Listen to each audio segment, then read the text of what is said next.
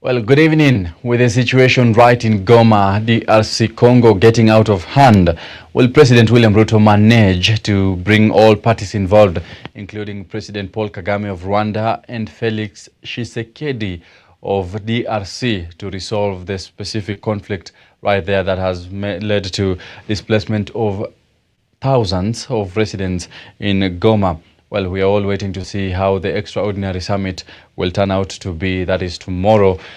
My name is Sammy Adika, and our sign language interpreter tonight is Boniface Mureithi. Do get in touch with us through our socials at Hope TV Kenya. Now, starting right here in the capital, the Ethics and Anti-Corruption Commission has averted 2.4 billion Kenya shillings from corruption through Asset Recovery and Tracing Directorate for the financial year 2023-2024. Now, speaking during the launch the EACC annual report at Integrity Center, the Director of Preventive Services at EACC, Vincent Okongo, said the most reported forms of corruptions are bribery, embezzlement, and unethical conduct, respectively. The Commission further stated that 5,171 cases were reported, with 534 cases still under investigations, while 45 cases were finalized in courts.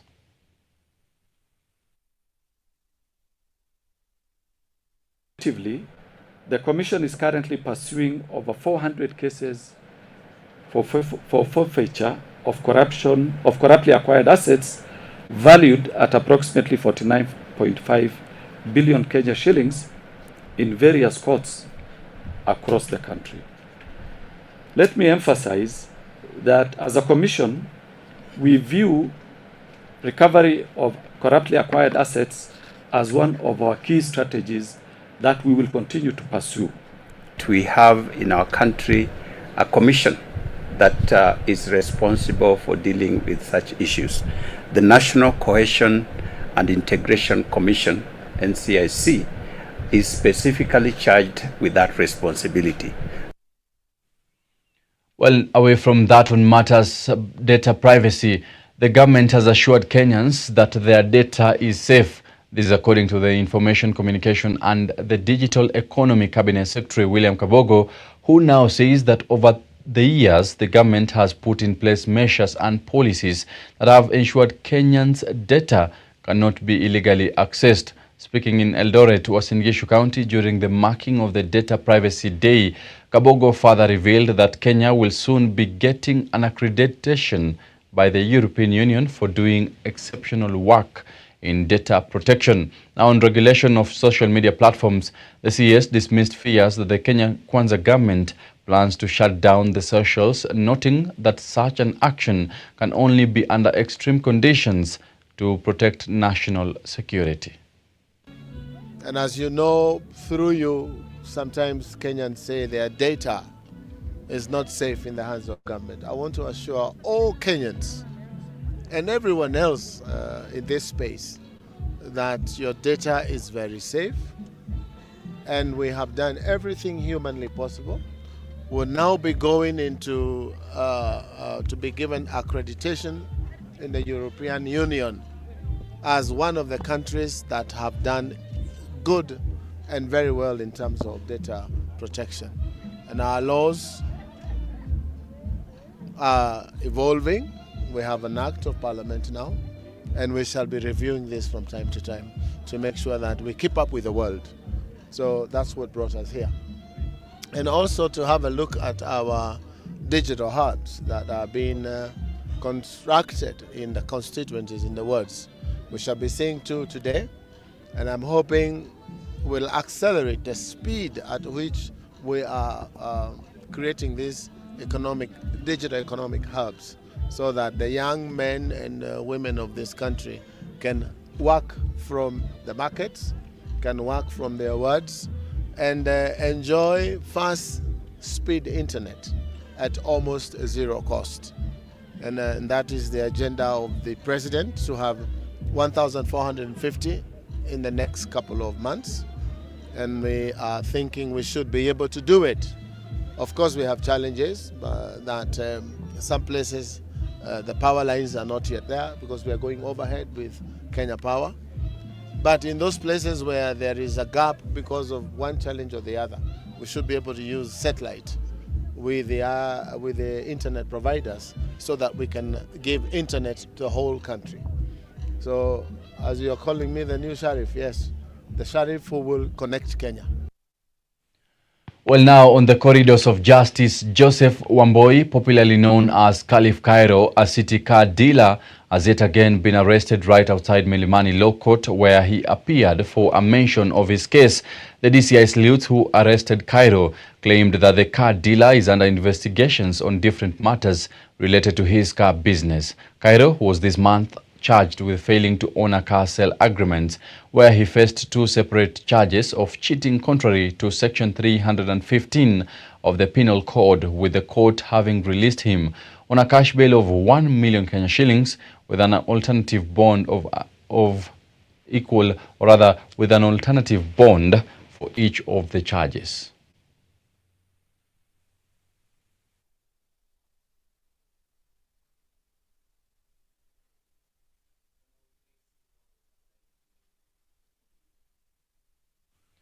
Well, still on the corridors of justice, Employment and Labor Relations Court has allowed the 194 police officers from Narok East Sub-County who were abruptly transferred following an incident where 25 sheep were killed and a police officer's hand cut off by enraged herders to contest the transfers.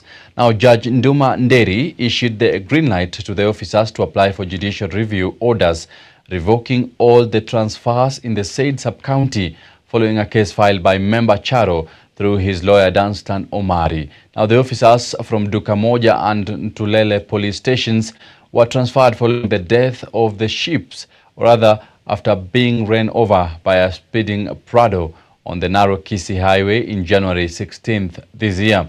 Now, lawyer Danstan Omari argued that the IG violated police standing orders, which mandates that no officer shall be transferred before serving a minimum of 1 year at their current station. Now, he contested that most of the officers had hardly served a month.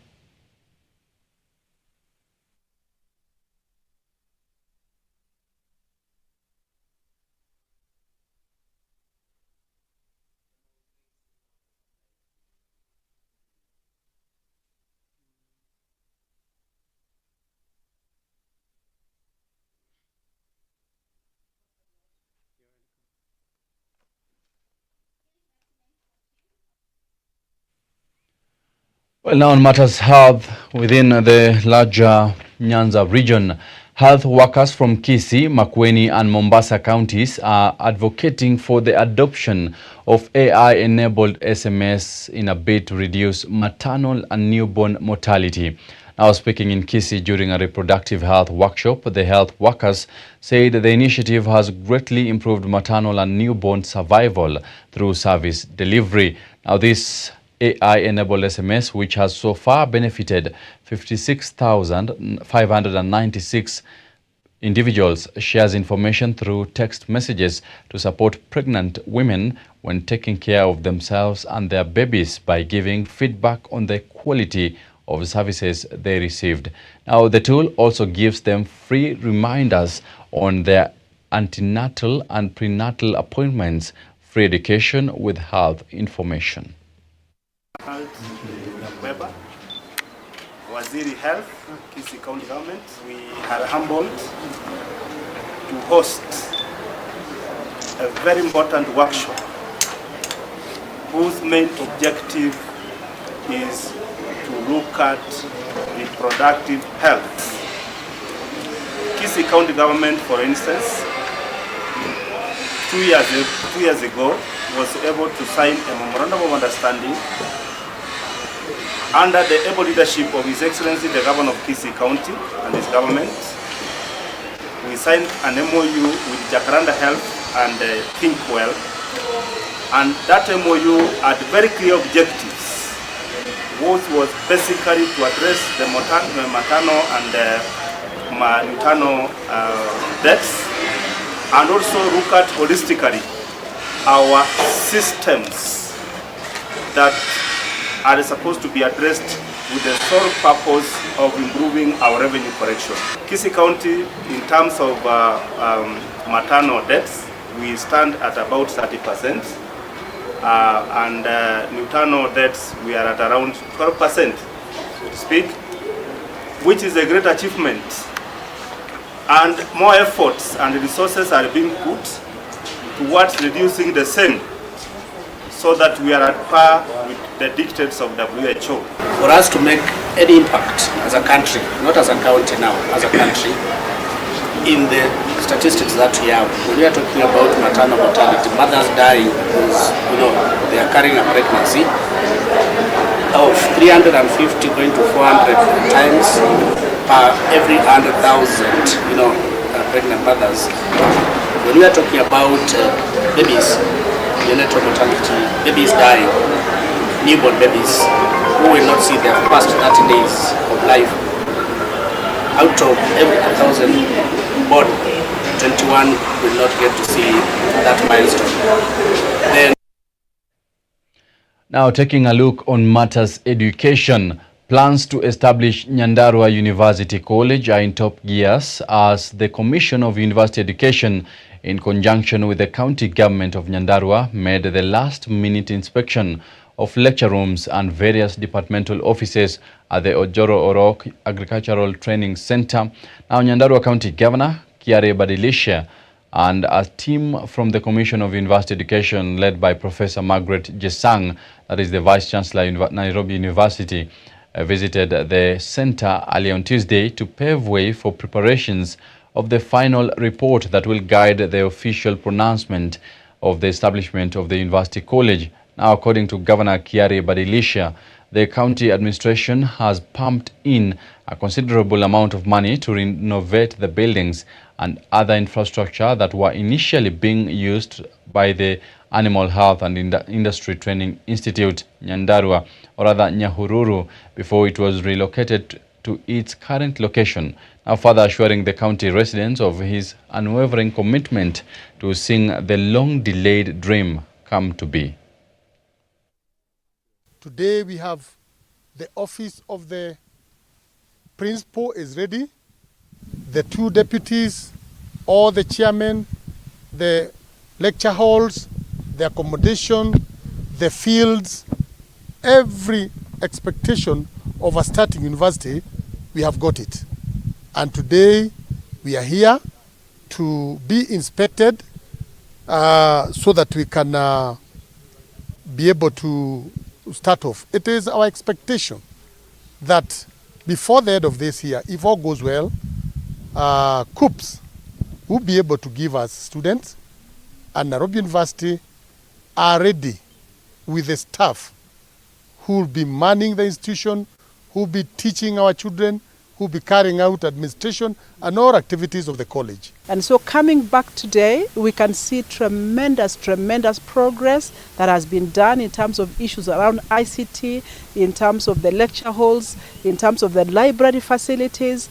I think we are hoping for a good evaluation by the Commission for University Education in readiness for us to roll out our programs. But on the part of the University of Nairobi, we are quite ready to start on the soonest time to appoint the administrators, and we are going to share our program. So the curricula will be shared, our technologies, our knowledge, our expertise, and so we are quite excited on this momentous journey.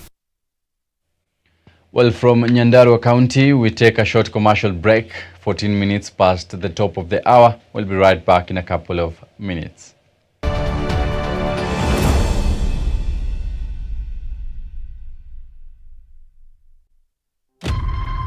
In a world where men often walk alone, who do they turn to for answers? Being male is a matter of birth, but being a man is a matter of choice. This is the dawn of something phenomenal. Fathers, sons, brothers, from the daily grind to the battles within. This is where real stories are told.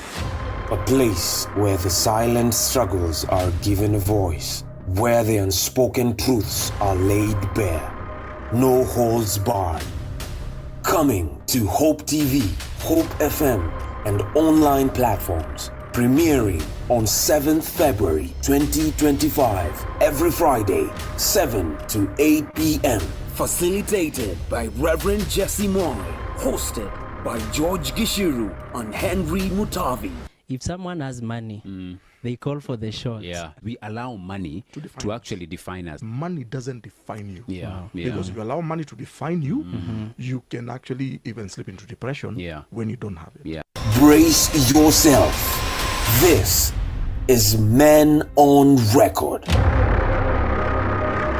It's more than just talk. It's a man thing.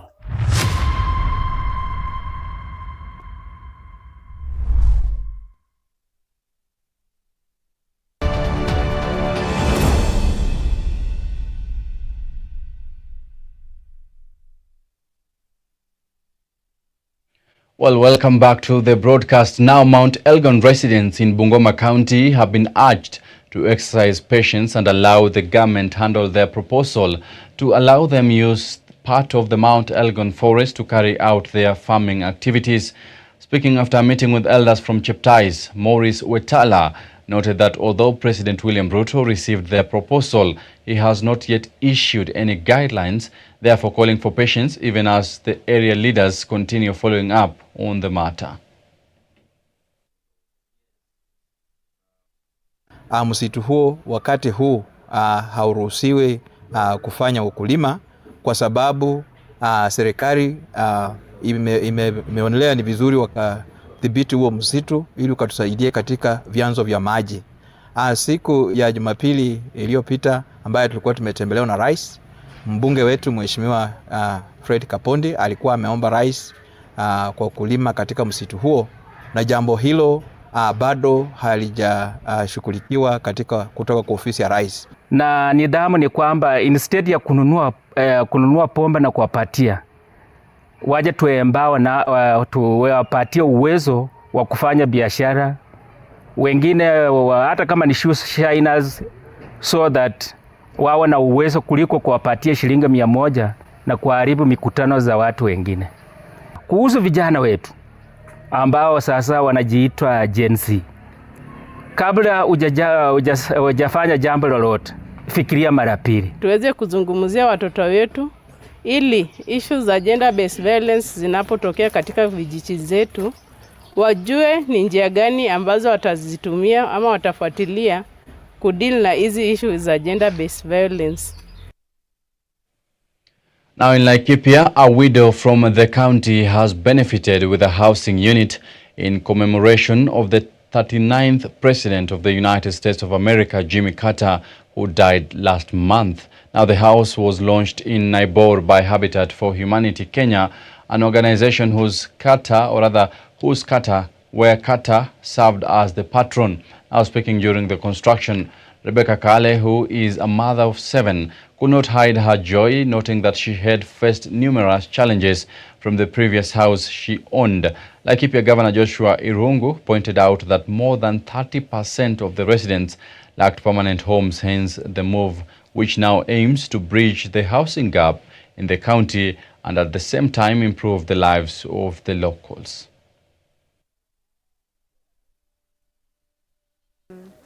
Kazi yetu sana sana inahusisha watu wale wako chini ya kada kabisa, wale ambao hawafikiwi na chochote, sio mambo ya serikali, sio mambo ya community wenyewe, wale ambao hawajiwezi. Wengine ni walemavu, wengine ni hao single mothers, wengine ni widows, wote hao ndio kazi yetu inawashughulikia. Tunawaita wale wako underrepresented, wako underserved, wale wana mahitaji kuliko ya kawaida. Tunaelewa kila mtu ana mahitaji, lakini wale hawana kabisa. Hiyo ndio target group yetu. Rais alisema kila mwaka tuko na 200,000 deficit in the housing units. Kumaanisha Habitat ikijenga kwa hiyo rate tunajenga, hatutawahi kufikia. Na ndio tunasema kama Habitat hatuwezi jenga peke yetu. Lazima tushirikiane na serikali, lazima tushirikiane na mashirika mengine, whether private sector, wote hao. Tuweze kushirikiana pamoja kuweza kujenga nyumba za kila mtu ambaye anahitaji. Miaka hii ya juzi tumejenga nyumba karibu 120. So ombi letu leo tukisherekea rais wa Marekani ambaye alisukumia sana community work. Ali facilitate over 100,000 volunteers across the world kuja pamoja kusaidia kujenga pamoja. Now in Kisumu, for over a year since the government evacuated people from the Coptic church in Kisumu under controversial Father John Pesa, families whose members were taken back, or rather evacuated, such as that of Jen Auma, have taken back their son to the church for prayers, claiming that his mental problem is back. A number of them are also accusing the national government of not providing them with a permanent solution to their problems, as they were dumped at different health facilities. Wakati ambao kijana alirudi nyumbani, tukamuuliza mbona umerudi na mimi ndio nilikupeleka na ujapona. Akasema walitolewa hapa wakapelekwa Kisumu Hospital na wakawachwa huko Kisumu, akaanza mwendo paka nyumbani. Alikuja tu na mguu. Alianza kuugua Mombasa, tukampeleka Port Reitz. Kijana akakaa Port Reitz karibu miezi mitatu, tukamtoa.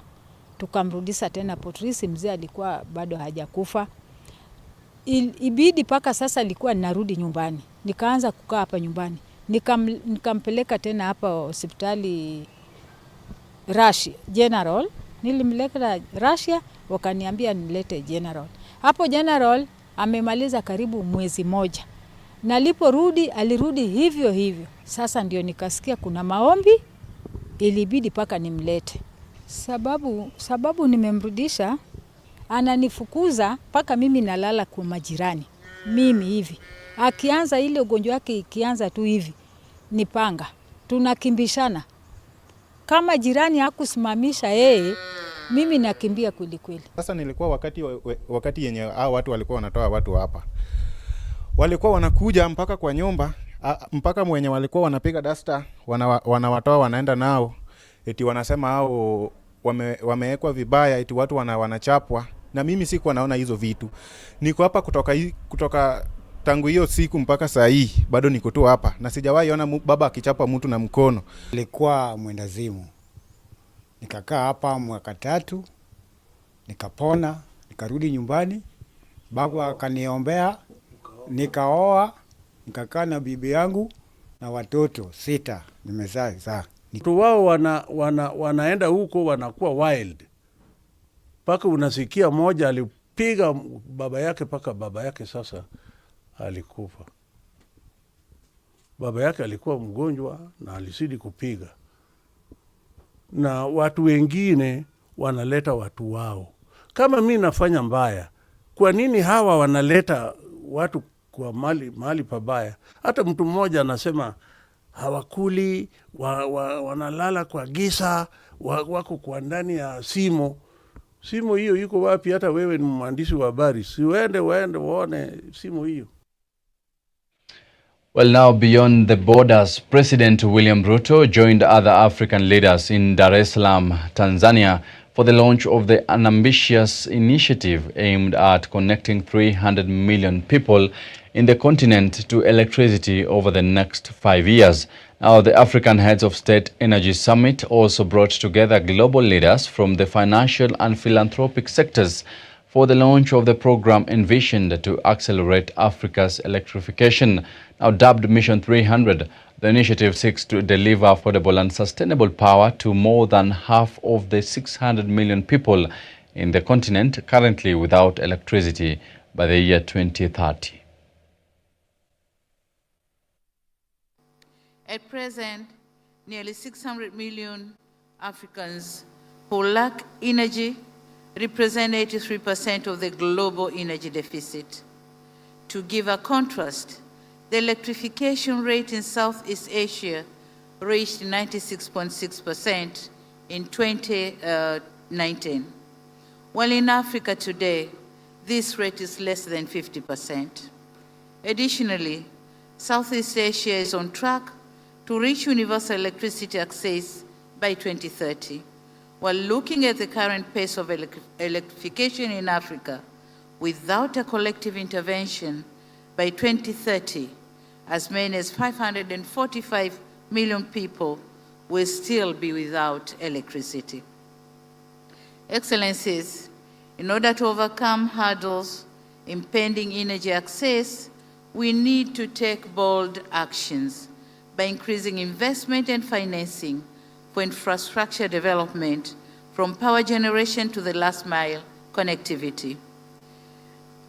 And we must have an agreed roadmap among African states, our partners and private sector, keeping in mind that we have just 5 years to meet the SDG target, as ensuring access to affordable, reliable, and sustainable energy for all. This gathering is a platform to consolidate commitments, announce new partnerships, and drive momentum towards the 2030 goal.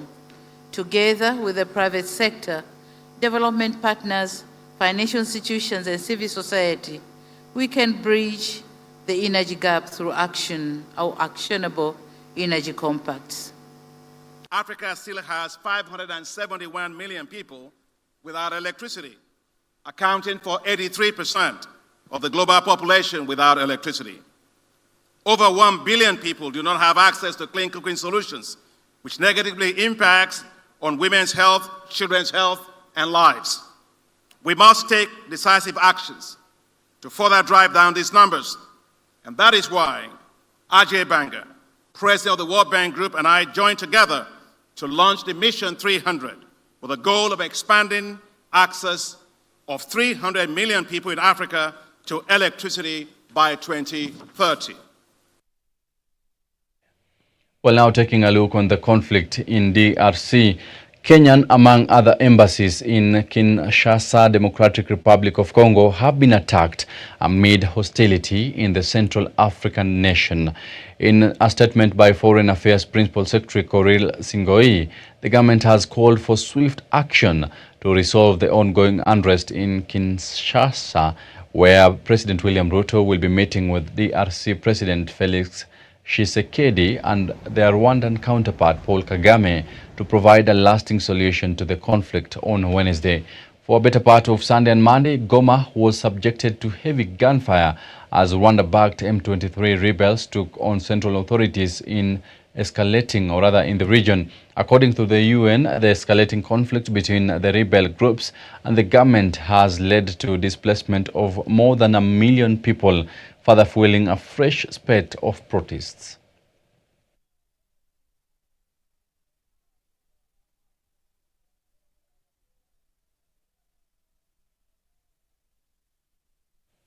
Well, we're all looking forward to the extraordinary meeting, or rather summit, that is expected to be convened tomorrow, led by President William Ruto.